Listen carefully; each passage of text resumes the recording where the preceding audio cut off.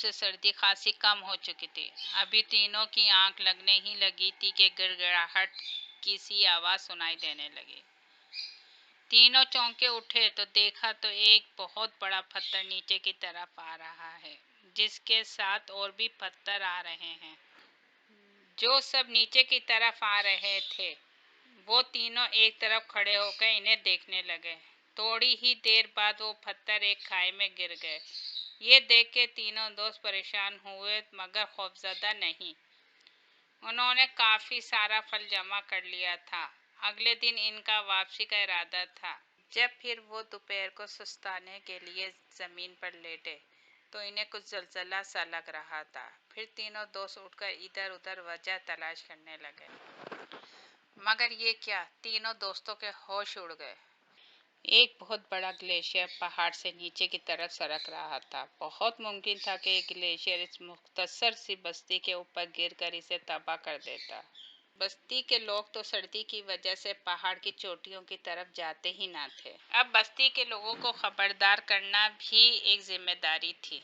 तब कुजी ने एक तजवीज़ पेश की और उन्होंने बहुत सारे पत्थर इकट्ठे करके एक बड़े से बोरे में बंद किए और बस्ती के पास एक ऊंची चट्टान पर खड़े होकर जोर जोर से लोगों की छतों पर फेंकना शुरू कर दी।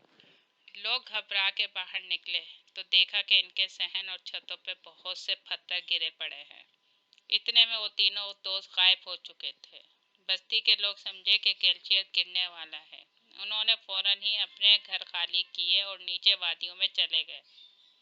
और फिर सबने देखा कि ग्लेशियर बस्ती पर आ गिरा और सब घर तबाह हो गए, मगर कोई भी जानी नुकसान नहीं हुआ था। तीनों दोस्त अपनी कामयाबी पर बहुत खुश थे। अब वो ढेरों ढेर फल लेके रास्ते में छुपते छुपाते अपने जंगल में पहुंच गए थे। मगर एक चीज़ इन्हें बहुत परेशान कर रही थी कि रास्ते में नजर आने वाला तकरीबन हर बंदर बहुत कमज़ोर और मरियल सा लग रहा था।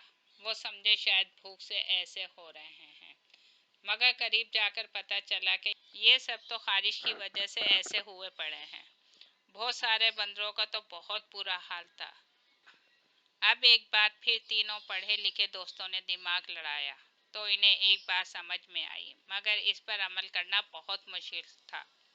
ते ये पाया था कि ऊपर बर्फों में जो गर्म पानी का चश्मा बह रहा है, अगर इसमें इन सबको नहलाया जाए तो मर्ज ठीक हो सकता है। जब ये बात सब जानवरों को बताई गई तो वो बेचारे तो बीमारी से तंग आए पड़े थे, फौरन तैयार हो गए।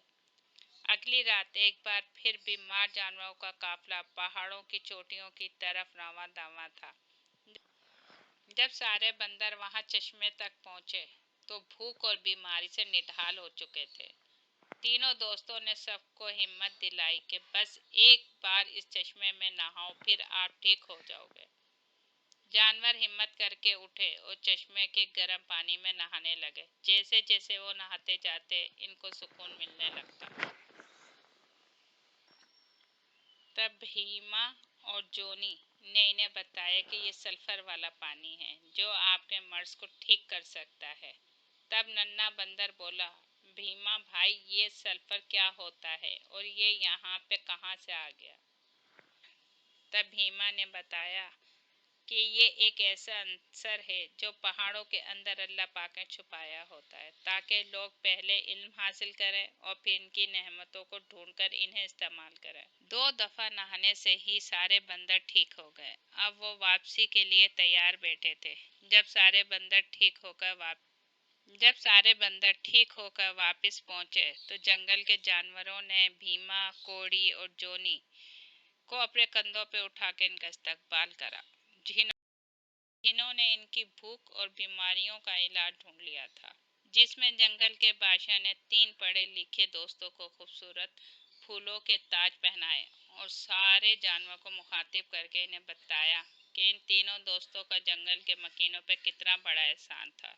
शेर ने मज़ीद ये भी बताया कि कल तक शहर से और भी फ़ायदे मंगवाए जा रहे हैं। अब सब जानवर पढ़ना सीखेंगे। शेर ने इन्हें ये भी बताया कि कुछ सदियों पहले इंसान भी जंगल ही में रहा करता था। फिर इसने इल्म सीख लिया तो वो मौज़िब बन गया और इसने हमें कैद करके ڈگڈگی پہ نچانا شروع کر دیا، مگر اب ہم علم حاصل کریں گے اور علم سیکھ کر عظیم جانور بنیں گے۔